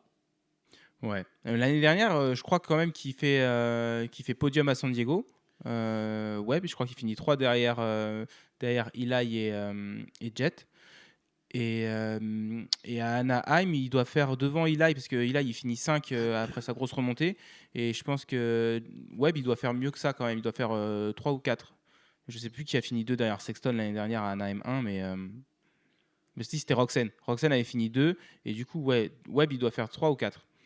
Donc ouais, il n'était pas 21 points derrière non plus. Et il refait podium à Glendale au Triple Crown. Donc à voir, ouais, effectivement. Comme je dis, hein, de toute façon, il reste encore 15 courses en Supercross. Donc il y a du temps. Ouais. Mais ouais, à mon avis, après 2 épreuves, il n'était pas déjà 21 points derrière. Et puis surtout, il n'était pas derrière 21 points derrière. Tu vois, c'était Roxanne, je crois, après 2 épreuves, qui était en tête du championnat l'année dernière. Non, c'était Tomac, pardon. C'était Tomac qui est venu avec la plaque rouge à la 3e épreuve. Mais, Mais ouais, tu vois, Jet, il était aux fraises la première course, il a fini 12e, donc déjà là, il n'avait pas perdu de points, il avait déjà gagné des points sur Jet. Sexton était tombé au premier tour de la finale à San Diego, du coup, c'est pareil, il avait marqué des points sur Sexton qui était revenu que 5. Donc, ouais, à voir quand même. C'est vrai que ouais, je l'ai toujours vu comme quelqu'un qui met des championnats bout à bout, tu vois, en étant régulier, en s'adaptant à la piste quand elle devient pourrie et en n'ayant pas de gros mauvais résultats. Là, ça fait 2 résultats en dehors du top. Non, oui, si en dehors du top 5, il fait même pas cinquième la semaine dernière du coup. Donc, ouais, c'est dès le début, ça met un coup, moi, je trouve quand même. Ouais, effectivement, Webb avait fini 4 à Naïm l'année dernière. Ok. Et on arrive à Prado 13e, qui a perdu. Il a été sanctionné de 3 points parce qu'il n'a pas passé le sonomètre d'après-course. La semaine dernière. Ah, c'était pour la semaine dernière, c'était pas pour San Diego. Non, la semaine dernière, c'est pour ça que. Pardon. C'est pour ça que la semaine Mhm. dernière, il est arrivé, il avait 18 points. Ils lui ont retiré des points. Il a gardé le bénéfice de sa troisième place, mais Ok. et c'est vrai qu'on a oublié d'en parler la semaine dernière. Je l'avais en tête, je l'avais vu, mais parce qu'il n'a pas passé le test sonomètre à la fin. Ok. Et donc là, cette semaine, 13e, je voulais noter quand même Prado. J'ai vu à la hit, quand il fait le all shot, il saute le triple du premier enchaînement avec la fourche comprimée, toujours le kit all shot. Et ça, je me suis dit, ça prend quand même des cojones. Parce que, ouais, je vais pas dire que je l'aurais pas fait, parce qu'évidemment, même, même sans le bloc fourche, je l'aurais pas fait. Mais Mais t'as c'est déjà eu vrai un que je bloc me fourche dis. toi-même? Comment? T'as déjà eu un bloc fourche toi? Mais oui, je le mettais avec mon pied sur la Suzuki, mais pas en Ouais. roulant comme les grands, tu vois. Moi, j'étais à l'arrêt dans le pré-parc et je mettais les coups de frein, je pompais, mais j'y allais avec mon pied quand même pour Mais ouais, sur Ok. ma Suze, j'avais le bloc fourche, bien sûr. Là, maintenant, sur la YAM, c'est bon, moi je suis en cross loisir. J'ai pas besoin, même quand je fais une course de temps en temps, j'ai pas besoin d'un bloc fourche. De toute façon, que je parte devant ou que je parte 16e, au bout de 2 tours, je me fais crépir. Mais du coup, ouais, lui, avec la fourche bloquée, il a quand même envoyé le trip. Mais après, tu vois, Mais ça l'a aidé justement. Ça l'a aidé. Elle était déjà comprimée et boah, ça fait ressort. Ça. ouais, ça l'a aidé, sauf que imagine, ça se décomprime toujours pas, là ça l'aide plus. Ah oui, c'est sûr. Donc, mais après, je pense que quand il prend la décision, de toute façon, il se rend pas compte qu'elle est toujours pas comprimée parce qu'il doit se rendre compte qu'une fois que sa roue avant retombe au sol et qu'il se dit, oh bah dis donc, mon guidon il est beaucoup plus bas que prévu. Ouais, et puis ça a Mais vraiment fait cet effet justement où dès hmm, qu'il a ratterri, bof, c'est ressorti. Donc il y a pas eu. hmm. Il aurait ratterri plus tôt, ça aurait boum décomprimé un peu. Et là, je pense que ça aurait pu être chaud, tu vois, faire l'effet un peu de. Ça se décomprime au moment où il va taper la bosse. Mais Hmm. là, vu que c'était comprimé, que c'était vraiment dans le creux de l'appel du trip, bam, c'est pour ça que je dis ça l'a aidé parce qu'en fait, ça s'est vraiment décomprimé Ouais, au c'était bon hyper moment, quoi. fluide. Hmm. Mais bon, j'ai trouvé ça chaud. Et puis sinon, ouais, 13e, bon, bah là, on voit que quand il n'a pas le départ, ça. Enfin voilà, c'est ce que je me disais la semaine dernière quand je l'ai vu dans sa hit et quand je l'ai vu en finale. Je me suis dit, c'est vrai que Prado, ses départs vont vachement l'aider parce qu'il a l'habitude de partir devant. Et que voilà, quand il part devant, qu'il a le champ libre, faire le bouchon, il sait faire. En plus, on l'a déjà vu en MXGP les années où il n'était pas forcément le plus rapide. Et je pense qu'il va être capable de le faire aussi en SX. Mais là, ouais, 13e, c'est un petit peu décevant parce que du coup, on ne sait plus trop où mettre la troisième place de la semaine dernière. Il finit, je crois, cette fois à 46 secondes de la tête de course. En même temps, quand tu pars dans le paquet, forcément, tu te fais engluer et tu fais pas les mêmes chronos. Mais donc, ouais, c'est un petit peu décevant vis-à-vis de la semaine dernière, mais au final, c'est plus en adéquation avec ce qu'on aurait pensé avant Anaheim. Ouais, clairement. Et je pense effectivement, après, du coup, il était peut-être pas très à l'aise non plus sur la piste, mais les départs vont beaucoup l'aider. Et je pense que c'en est la preuve. Et que, apparemment, il a été bloqué un peu derrière Vince Freeze. Il a goûté à Vince Freeze, apparemment. Mais c'était comme regarder dans un miroir, non? J'ai vu ça écrit sur un résumé enfin, d'une page, donc moi je l'ai pas vu à l'image, mais apparemment il a découvert ce que c'était Vince Freeze. Et donc il a galéré dans le paquet, quoi. Il a pas réussi justement à. Je pense il a pris un faux rythme et ouais, pas encore assez bon pour faire une Sexton quoi, qui part dernier et qui en peu de temps justement capable de changer de ligne droite gauche, être suffisamment à l'aise justement pour avoir ce niveau-là. Donc ouais, je pense que quand il partira loin, on le verra pas faire beaucoup de dépassements et remonter. Et à l'inverse, quand il est devant, je pense qu'il arrive un peu plus à s'imprégner justement du rythme de ceux de devant et à dérouler ce qu'il a appris quoi, dans sa ligne sans trop en sortir. C'est clair. Bon, si vous voulez être le plus beau sur la piste, hein, il y a pas que la moto qui compte, il y a aussi la tenue. Donc, hésitez pas à contacter MGT Design Racewear sur Instagram, @mgtdesign-racewear. Et c'est le même principe que les kits déco. Et même pas tout à fait, parce que comme les kits déco, ils peuvent vous faire des tenues 200% perso. Vous partez d'une tenue toute blanche et vous allez faire vos motifs, vos couleurs, votre flocage. Il y a des gens qui ont incrusté Pumba dans leur flocage, par exemple. Vous voyez, vous pouvez vraiment tout faire. Ou alors, vous avez déjà des modèles existants sur la page Instagram et vous pouvez choisir parmi ces modèles, les customiser un petit peu en changeant des couleurs, encore une fois, le nom, le flocage, tout ça. D'ailleurs, je dis flocage à chaque fois, mais c'est sublimé, hein, c'est pas du flocage, donc pardonnez mon abus de langage. Je veux pas faire fumer les oreilles de MGT Design Racewear.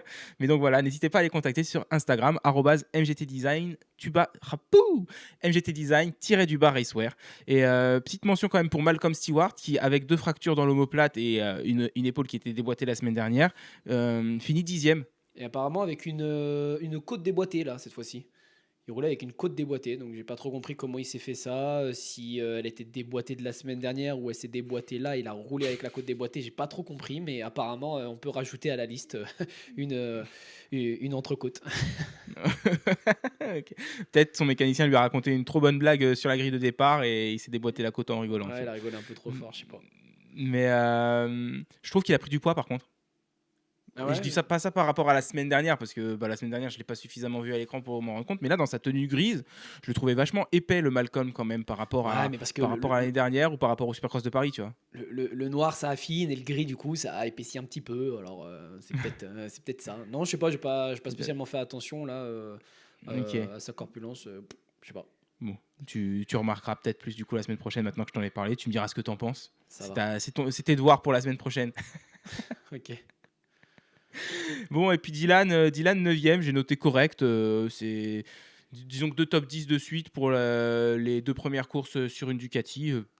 Ça va, quoi. Ça va, mais je crois qu'il est tombé Ah! dans cette finale-là. Il est tombé, donc en fait, c'est pas, je crois, je suis sûr, il l'a dit dans une interview.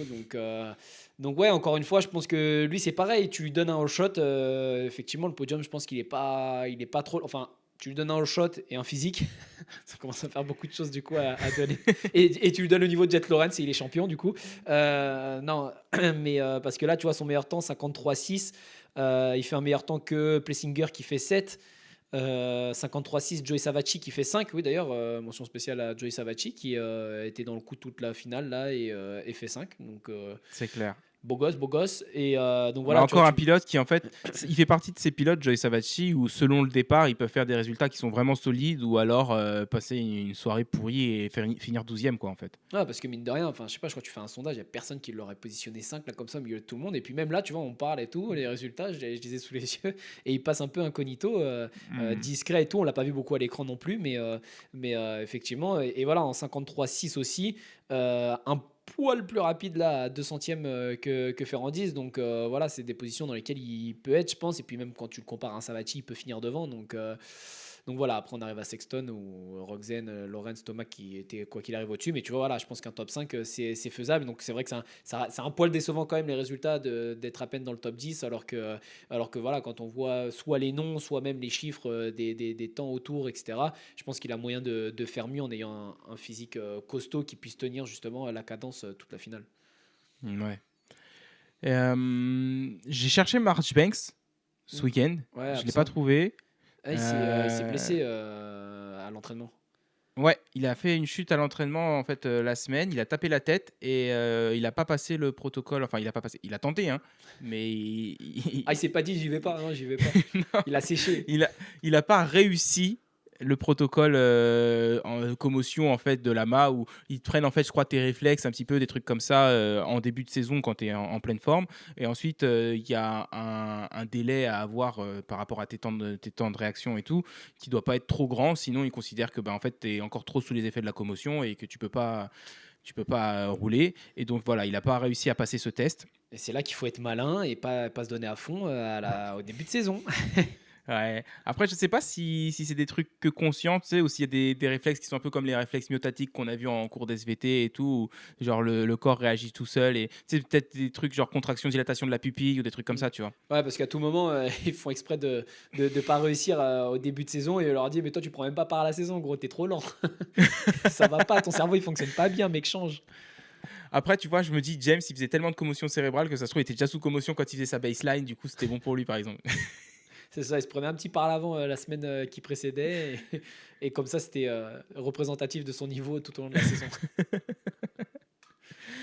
Bon, sinon, pour les 450, c'est tout ce que j'ai noté. Ouais.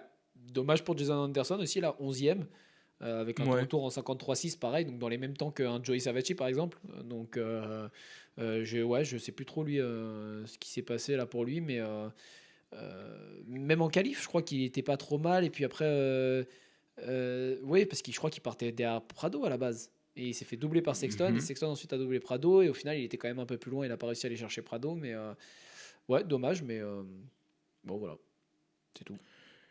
Et ok. Et ben, on va passer à la catégorie 250 avec notre cher Hayden Digan qui prend sa position de favori, qui gagne la course, qui prend la tête du championnat et qui, allez, on va dire les termes, comme disent les jeunes, et qui fout son teammate par terre. Ouais, classique. Je sais pas, j'ai l'impression, on dirait que c'est un peu dès qu'il se sent en danger. Tu vois, Davis, c'est pareil. L'année dernière, Davis commençait à enchaîner les victoires et tout. Et boum, il est venu lui mettre un petit taquet. Tu vois, encore une fois, c'était pas de la faute de Digan parce que Davis aurait dû s'en douter, freiner, essayer de recouper, etc. Mais voilà, il va s'assurer que voilà, je peux souffler parce que tu gagnes un petit peu. Toi, ça me dérange, quoi. Donc, là, je m'assure que tu gagneras plus, que tu finisses même pas sur le podium. Là, pour Honesty, tu vois. Donc, non, et puis en plus, enfin. Ouais, je trouve. Puis même sur Unsti, en fait, ça, ce qui me débecte, c'est que le garçon, pareil, il est trop gentil, trop fair play, trop calme. Et c'est lui qui va foutre par terre comme ça, tu vois. Et j'espère qu'Unsti va s'énerver un petit peu et que bah, il va prendre la même posture que Webb, qui lui en doit une et qui va lui faire comprendre. Parce que, en plus, tu vois, il joue à ce jeu-là, Digan, mais j'ai vu d'ailleurs des vidéos passées où on lui pose des questions par rapport à Kitchen. Donc, Mhm. où justement, il dit que le gars lui a fait perdre 500 000, donc, donc Ouais. on va pas s'apprécier, quoi, tu vois. Et Mhm. bah, là, voilà, il joue comme ça. Enfin, je veux dire, à un moment donné, si ça se trouve, c'est même pas Nisty qui est deuxième ou qui est en position pour le titre. Ça va être un Voland qui va rater le frein à main et qui va aller tout droit et qui va le flinguer. Et il aura perdu à nouveau 500 000, en fait. Donc, ouais, je comprends pas trop cette action, si ce n'est, bah voilà, au final, j'ai un petit déficit et là, tu as remis par terre, bah, je reviens avec la plaque rouge, que si je l'avais pas fait, je serais pas revenu avec la plaque rouge. Donc, c'est peut-être ça ce qui le pousse à faire. Lui dit, c'était pas intentionnel. Ah, quand tu mets un coup de frein comme ça, là, c'est comme quand je tends ma jambe pour te mettre un croche-patte et puis que je réussis, je dis, non, j'ai pas fait exprès. Bon, on l'a vu ta jambe sortir. L'autre, il est complètement à gauche et il dit, ouais, mais tu sais que les gens, ils peuvent recouper, donc bah, il peut recouper, d'accord, mais donc comment il fait Webb? Il va pas mettre un coup de frein arrière, Webb. Webb, il rentre à l'intérieur, il ressort à l'intérieur. Du coup, il n'y a pas de place pour recouper. Si le gars il recoupe dans les bottes de paille. Et tu l'empêches de Ouais. recouper. Là, lui, sa façon de. Ah, mais tu sais, le mec, il peut recouper. Alors, bah, je vais lui mettre une layette et je le fous par terre. Ouais, non, mais honnêtement, je sais pas si c'était juste je vais te serrer comme ça tu me recoupes pas et j'assure de prendre la place ou si c'est. Je pense qu'il y a un petit peu des deux. C'est genre je vais pas complètement te sortir, mais je vais bien te serrer et si je peux te faire tomber, bah c'est du bonus quoi. Ouais. Je l'ai pris un petit peu comme ça en mode on est cool donc j'y vais pas comme un gros bourrin à te rentrer dedans. Mais franchement, si tu peux poser la moto par terre, ça m'arrange. Mais, et à la fois, il rentre pas avec la roue avant, tu vois, mais vraiment ce coup de frein Non, non. arrière pour faire glisser l'arrière et taper dans la roue avant de l'autre. Ouais, c'est un poil moins fort que de rentrer avec la roue avant, mais presque pareil, tu vois. C'est pas comme si justement il était monté très haut et puis il attendait jusqu'à ce que l'autre bah, il ait plus de place et qu'au final il finisse par lui tomber dessus, tu vois. Là, c'est vraiment, Hmm. c'est boum, je te mets un coup quand même, tu vois. Donc, Comme Bam Bam. Bam Bam, il le maîtrise bien celui-là aussi. ouais, ouais, je l'aurais peut-être moins en travers si vraiment il montait très haut, qu'il laissait aucune place et que vu qu'il ralentissait, mais bon, de ralentir comme ça, il y a le risque aussi que l'autre il lui tombe dessus et qu'il le fasse tomber aussi avec, tu vois. Mais un peu plus comme un Hmm. Sexton. Tu vois, je trouve que celui de Sexton, il c'est pas je vais te mettre un coup de frein arrière, je te mets un coup, c'est je te monte très haut et il n'y a pas de place pour deux. et bah, du coup, tu as pris ma roue arrière, tu es tombé, tu vois. Mais Hmm. il est pas venu lui mettre un coup de frein arrière pour Ouais. volontairement Une le petite foutre par gifle, terre. il lui met une petite gifle avec sa moto. Moi, je trouve que ça fait vraiment. Ce mouvement-là, ça fait vraiment petite gifle, Un quoi. petit steak là derrière la tête, là. Ouais, Le petit steak. Tu sais, c'est quand tu viens de te ça. faire un beau petit dégradé, là, que tu es bien chauve derrière, là, hop, tu reviens au collège, boum, on te fout un petit steak, là. Ah ouais, qu'est-ce que c'était nul, cette tradition. Sinon, est-ce que tu as vu, j'ai vu des petites vidéos sur Instagram, c'était pris depuis les gradins, en face de la ligne d'arrivée, et tu voyais la vitesse de Digan en finale dans l'extérieur. Donc, il passe sous le pont et il prend l'extérieur, là, et la vitesse de passage dans le virage, quand même, c'était affolant. Ouais, non, je l'ai pas vu de ce point de vue-là, mais c'est vrai que j'ai vu qu'à certains moments, quand même, ça allait très vite dans cette ornière-là d'après le pont. C'est vrai que ça allait bien vite, même quand on voyait là, à la télé, c'était assez impressionnant. Ouais, mais franchement, s'il y en a qui l'ont pas vu, essayez de retrouver ça sur Insta ou sur YouTube avec cet angle parce que c'est. Moi, j'étais impressionné, hein. Mm. McAdoo, Mosman, tous les deux sur le podium. Euh, je trouve ça cool d'avoir des mecs comme ça qui finissent sur le podium. C'est bien quand même parce que c'est des mecs qui en ont bavé depuis le temps.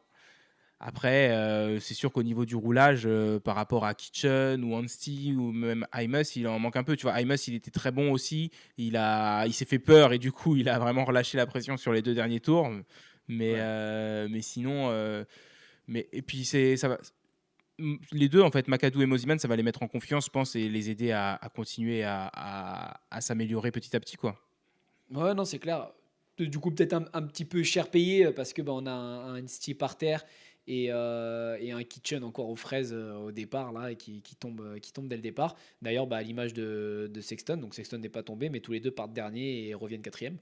Donc Ouais. grosse perte de Kitchen, on reviendra après, mais ouais pour McAdoo, ça fait plaisir de le voir sur le podium aussi et c'est vrai que bon, il a fait un peu le bouchon, mais je pense qu'effectivement, ça va le mettre un peu en confiance et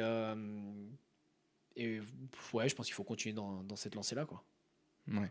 Par contre, McAdoo, bon, je sais que, comme je dis, hein, il a traversé beaucoup, il a eu les blessures. Son numéro, c'est en hommage à une pote, je crois, qui, je sais plus, tu me disais, Qui je a sais pas perdu la si vie? elle est décédée. Donc, il avait quand même plein de choses à raconter sur le podium. Quant à Anstie, alors Anstie n'était pas sur le podium, ils l'ont interviewé quand même, donc c'est comme mine de rien, ils avaient du temps. Mais quant à Anstie et McAdoo sur le podium, il va falloir prendre une demi-heure quand même. Ouais, c'est clair. Mais remarque que bon, Anstie, il a fini quoi? Il a fini 5 du coup. Et non, il a fini quatrième. Bon, je sais 5. plus, j'ai des numéros dans tous les sens. Ouais, il finit cinquième. Ils l'ont quand même interviewé, donc c'est que mine de rien, en fait, il y avait du temps, donc pas de souci. Mais je me souviens qu'on taquinait parfois. Marvin, il parlait beaucoup aussi sur le podium. Mais Ouais. là, de nos jours, c'est Anstie, il parle énormément. McAdoo, il commence à s'y mettre. Donc c'est. Ouais, accélérez les gars, quoi. Ouais, c'est clair. Non pas que ce soit pas intéressant, hein, tout ce qu'ils disent, mais bon, parfois, tu sais, tu crois qu'ils ont fini et puis ça. T'as envie de retirer le micro, mais ils sont là et ils se l'accaparent et ils te le Tu lâchent dois pas. avoir le producteur dans le camion là, de TV qui dit oh purée, il est reparti, on doit passer à la pub. Bon, et puis sinon, oui, Kitchen qui en fait nous fait la même que la semaine dernière. Il perd l'avant, il tombe tout seul au départ dans le premier virage et il est obligé de cravacher. Ouais, Donc, franchement, il me saoule là, à faire ça parce que je pense qu'il est vraiment bon là cette année. Et, mm. j'ai hâte de le voir partir devant là, qu'on ait enfin ce duel et ce duel qui va justement à Kitchen. Met lui un petit coup de roue arrière comme ça. Kitchen il va s'énerver. Il a déjà montré une attaque kamikaze au SMX, donc il s'en bat les cacahuètes le garçon. Non, et là, il en a plus rien à faire, hein. Va pas falloir que Digan il fasse trop le fou avec lui, je pense, parce que ça peut très Exactement. vite partir. Il va faire une réédite du même. Alors, faut que tu saches un truc, c'est que moi, je suis un nerveux. Mais ouais, du coup, sixième au championnat, 9 points derrière. Donc en vrai, ça va, il est pas trop loin. Tu Ouais. vois. Et, enfin, s'il en gagne une et que Digan finit 3, direct, il récupère 5 points, il n'y en a plus que 4. Donc bon, par contre, il va falloir commencer à finir devant Digan, c'est sûr. S'il perd encore ne serait-ce que 3 points, ça va faire 12. Il restera encore 7 épreuves. Ça va, mais il est temps d'avoir des résultats qui reflètent un petit peu le niveau, quoi. Ouais. D'accord. Bon, puis sinon, ouais, donc j'ai dit Imas, ça reste solide. Comme j'ai dit, il a un peu craqué à la fin, je pense, parce il s'est fait peur sur. Je sais plus à quel moment il se fait peur. Parce que Sur le déjà il trip. se fait peur sur le petit trip. C'est à partir de là qu'après il a arrêté, hein, c'est ça? Ouais, ouais, ouais, Enfin, il a quand arrêté, il a il vachement ralenti, quoi. qu'il a deux doigts de se prendre le par l'avant là. Et t'as vu comment Ouais. il passe deux vitesses en l'air quand même pour avoir ce réflexe de passer les vitesses quand tu commences à partir en avant, franchement. Ouais, c'est exactement ce que j'ai dit à Steph quand j'ai vu le replay. J'ai fait: «Ah ouais, il passe les vitesses et tout pour ralentir la rotation, chapeau», parce que c'est clair que enfin, déjà, moi, je sais que depuis l'année dernière que si tu es dans un rapport plus haut, ça ralentit plus la rotation vers l'avant. Mais alors, en plus, ouais, et j'avais entendu James déjà dire que parfois, tu peux avoir ce réflexe de passer des vitesses quand tu commences à partir en avant. Je sais que moi, à mon avis, je l'aurais pas, hein. Donc Non, ouais, c'est clair. T'as l'impression que le mec il s'est entraîné à ça, quoi, carrément, à mmh, passer les vitesses quand il partait en avant. Et ouais, non, franchement, chapeau. Alors, tu vois, enfin, ça, de toute façon, on pourra jamais l'avoir. J'aurais bien aimé avoir un fantôme et voir la différence de rotation entre s'il les avait passés ou pas passés. Tu vois, est-ce que sur la rapidité d'action, etc., tu vois, est-ce que ça va quand même changer? Euh, Est-ce que ça pourrait être le détail justement qui va faire que tu passes par devant ou pas? mmh. Je, Ouais, je, je- combien de degrés ouais, il a gagné en passant les vitesses, par c'est exemple, ouais. ça, j'aimerais beaucoup voir ça parce que bon là tu vois qu'il n'était pas non plus parti en avant de fou et qu'il y avait moyen de le sauver, tu vois vraiment qu'il a été déséquilibré et qu'il atterrit sur l'avant un peu court.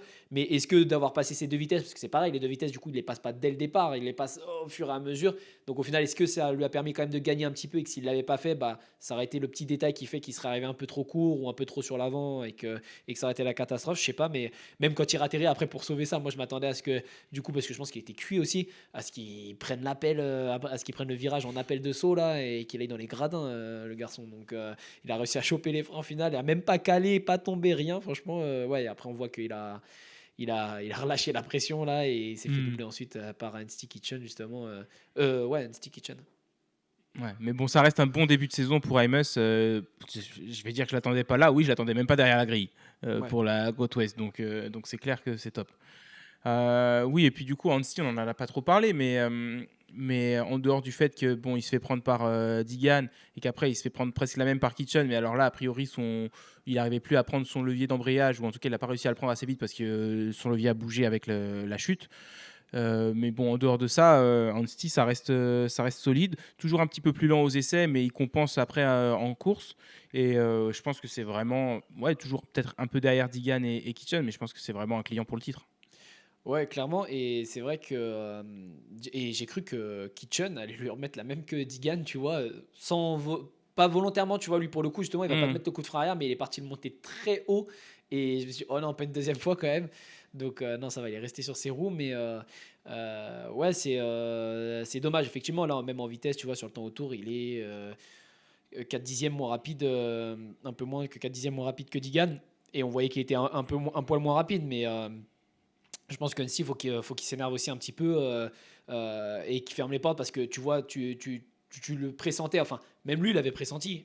Il a dit, je sais contre qui je roule et déjà, justement, un peu à l'image de Roxane, il s'écarte vachement sur le simple du début parce qu'il est venu montrer sa roue avant déjà dans le virage précédent. Tu vois ce que je disais, Roxane, il doit prendre de Digan, d'aller montrer sa roue avant. Bah, Hmm. déjà là, il était dans sa tête dans l'enchaînement alors que là, il pouvait le prendre normalement, cet enchaînement-là, tu vois, cette fois-ci. Au final, il enroule la première. Comment il s'appelle, Diga, du coup, qui fait deux. Il le regarde une première fois. Il le regarde une deuxième fois. Il le regarde deux fois sur cette ligne-là, tu vois. Donc, tu vois qu'il se souciait vachement de lui et qu'effectivement, il est dans hop et qu'il laissait la place, etc. Mais ouais, j'aimerais un peu plus de. Et tu vois, s'il s'était fait doubler, à mon avis, il serait resté derrière, deuxième. Il n'aurait pas spécialement retenté autre chose, tu vois. Enfin, je pense que pareil, NC, il faut qu'il prenne un peu plus d'agressivité. Et c'est bien d'être gentil et tout, tu vois. Et du coup, bah, toi, on va pas te huer à la fin sur le podium. Au contraire, on t'applaudit. Mais à la fin, tu veux gagner et tu veux gagner le chèque aussi. Donc, surtout face à un Digan, il va falloir s'énerver un petit peu, pas encore une fois rentrer dans son jeu, tu vois, de trash talking et compagnie, mais juste fermer sérieusement les portes et que bah, ce soit autour de Digan en fait de prendre des roues arrière et de se foutre par terre, tu vois, parce qu'il l'a beaucoup fait aux autres, mais je pense que c'est un peu à lui aussi maintenant tu te soucies pas de lui, tu vas fermer la porte dans le quart de tour, s'il voulait venir dans l'intérieur, bah, il va prendre ta roue arrière et s'il prend ta roue arrière, c'est lui qui finira par terre, tu vois. Et pareil dans les dépassements, tu sais que quand tu vas le doubler, là, il faudra pas lui laisser de place et si toi aussi tu peux lui faire goûter un peu la terre, bah, tu mettras une distance au moins, tu te mettras à l'abri et puis tu marqueras plus de points peut-être à la fin de la soirée. Ouais, c'est clair. Mais bah, on va voir ce qu'il fait, hein, comment il réagit, parce qu'il arrêtait pas de dire que c'est un grand garçon et tout. Donc Donc on va voir comment il réagit face à Digan. Pour la catégorie 250 aussi, j'ai noté quand même surpris par la hit d'Hunter Yoder, qui finit deuxième de sa hit, qui l'amène pendant un long moment avant de se faire doubler par son teammate Max Voland. C'est vrai. Donc ouais, Hunter Yoder, je me rappelle, enfin la première fois que j'ai entendu son nom, c'était il y a 2-3 ans, il était sur la Kawa et enfin c'était tout juste s'il se qualifiait en finale, tu vois. Ouais. Donc là, faire deuxième d'une hit, pas mal quand même. Après, on en a parlé déjà il y a 2 semaines, enfin il y a même plus de 2 semaines, avant même un AM1. C'est vrai que là, en dehors du top 3, elle est un peu dégarnie quand même, cette catégorie 250 à l'ouest. On a des noms comme Imus, mais il revient de blessure. Makadou, pareil. Moziman, pareil. Donc, enfin, Moziman, il revient de blessure. Moziman et Makadou, ils reviennent de blessure avec un S à blessure, quoi. Donc, c'est. Et on a Di Francisco aussi, on n'en a pas parlé là, mais c'est Ah vrai oui, qu'il bah. il fait septième cette fois-ci. Et tu sais qu'il avait fait un gunshot à Digan quand même Oui, la oui, oui, semaine je dernière sais, à mais c'est Naïm pour ça, moi, j'ai halluciné quand j'ai vu ça, Di Francesco qui se laisse doubler par deux mecs et qui fait un gunshot à Digan alors que, mais il se croit arrivé parce qu'il a fait un podium, le mec. Et surtout J'ai pas compris. ouais, qu'il s'est pas battu avec et tout. Enfin, genre, j'avais pas trop compris. Tu vois, c'est pas comme s'il il avait gagné cette bataille avec Digan. C'est que Digan était plus loin, il est revenu et du coup, il a eu chaud au cul. Heureusement qu'il n'y avait pas d'autre tour. Et il lui a fait un gunshot. Donc, je sais pas si c'était en référence à peut-être que Digan, il a dû balancer un truc de ouais, lui, il fera jamais de podium ou une petite phrase comme ça qui a dû Les deux passer. ont été beaucoup comparés quand ils étaient en amateur parce que chacun dominait un peu de son côté et ils se sont pas souvent retrouvés. Il y avait peut-être aussi un écart de un an ou deux, je sais pas, qui faisait qu'ils n'étaient pas souvent ensemble. Mais du coup, ouais, je sais que la confrontation entre Ryder Di Francesco et Aiden Digan était attendue de la part des fans américains, surtout ceux qui suivent la scène amateur, parce que bah, tous les deux ont dominé l'amateur presque à la même période, mais sans jamais vraiment s'affronter. Sauf que depuis qu'ils sont en pro, Digan excelle et Di Francesco, on le voit presque pas. Alors après, malheureusement, Di Francesco, à chaque fois qu'il commence à bien rouler, il se fait atterrir dessus par Digan. Mais que ce soit à Washougal ou à Las Vegas, ça a l'air d'être la trend. Mais ouais, enfin, le gunshot de Di Francesco, ou peut-être que tu vois, c'est pour ça, peut-être que c'est tu m'as sauté sur la tête, t'as même pas dit pardon ou quoi, jamais t'as reconnu que tu m'as blessé à Las Vegas, donc bah tiens, finis derrière moi. Mais bon, tu t'es fait rattraper et tu donnais 3 tours de plus, tu te faisais doubler, donc fais pas le fou, quoi. Ouais, c'est clair.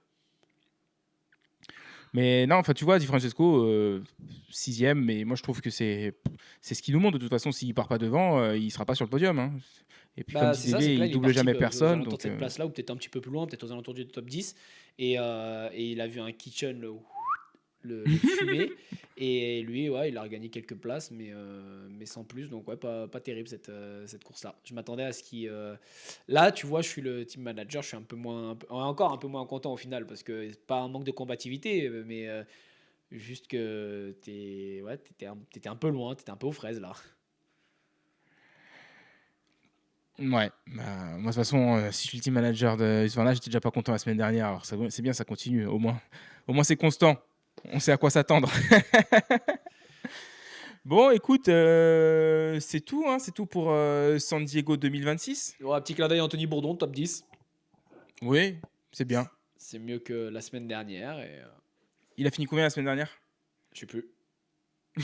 Mais c'est mieux. Attends, je peux Non, moi, Anthony Bourdon, après ce qu'il nous a montré à Paris, en fait, j'en attends quand même mieux. Après, je sais que ça a été à la dernière minute son deal avec Kawasaki. L'année dernière, il était chez Yamaha. L'année d'avant, il était chez Suzuki, même si c'était le même team, ils avaient changé de moto. C'est vrai que, ouais, de la part d'Anthony Bourdon, j'attends quand même de meilleurs résultats maintenant aux US. Parce que quand tu vois que, bon, au Supercross de Paris, évidemment, en 250, il était face à des mecs du SX Tour et deux ou trois wildcards. Mais enfin, les wildcards qui venaient d'Australie, ils avaient rien pour lui, tu vois, au final.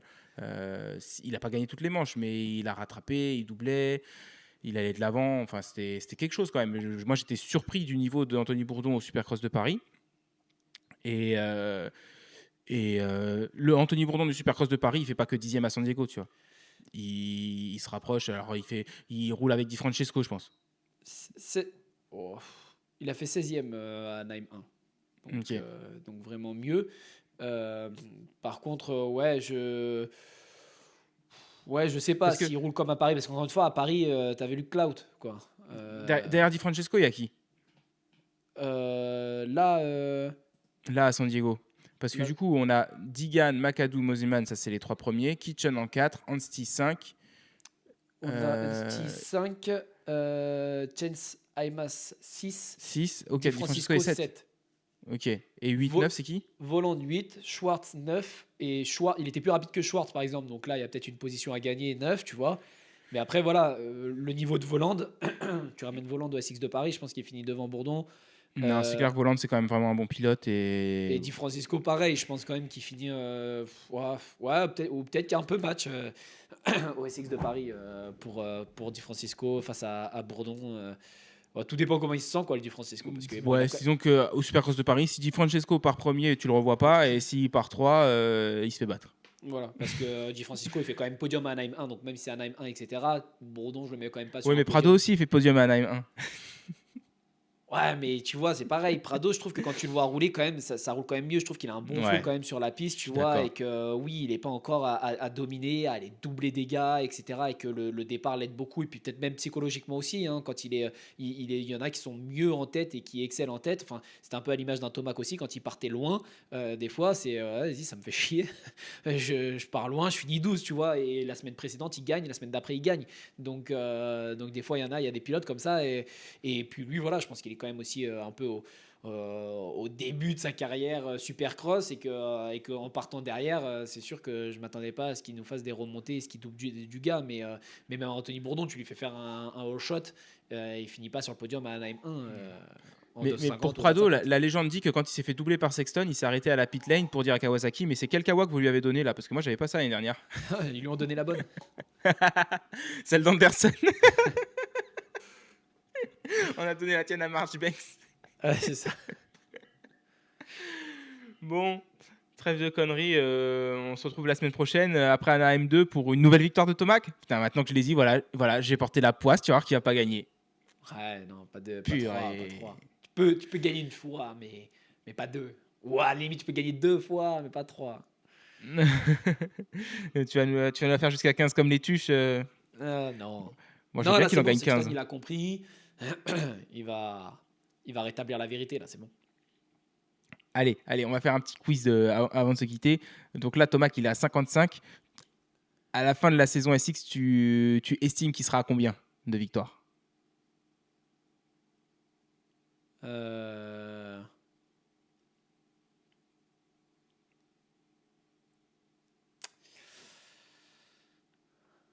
J'hésite entre deux chiffres. Entre Ouais. 59 et 61. Parce que j'ai pas envie de lui donner 60, un chiffre tout rond.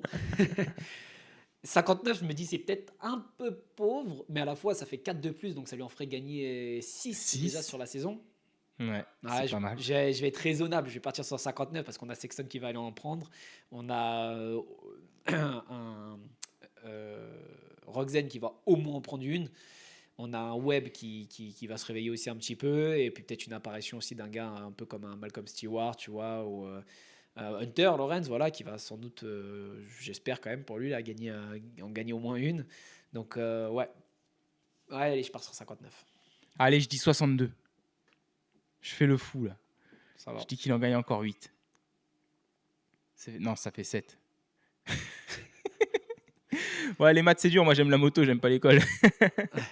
Bon, allez, merci à tous de nous avoir suivis. Bon, vous devez plus être très très nombreux à la fin de l'épisode, mais si vous êtes encore là et que vous n'êtes pas abonné, ben, peut-être que c'est le bon moment de le faire du coup, parce que si vous êtes encore là, c'est que ça vous a pas déplu normalement.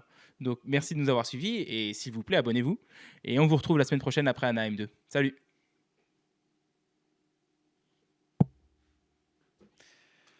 Ciao.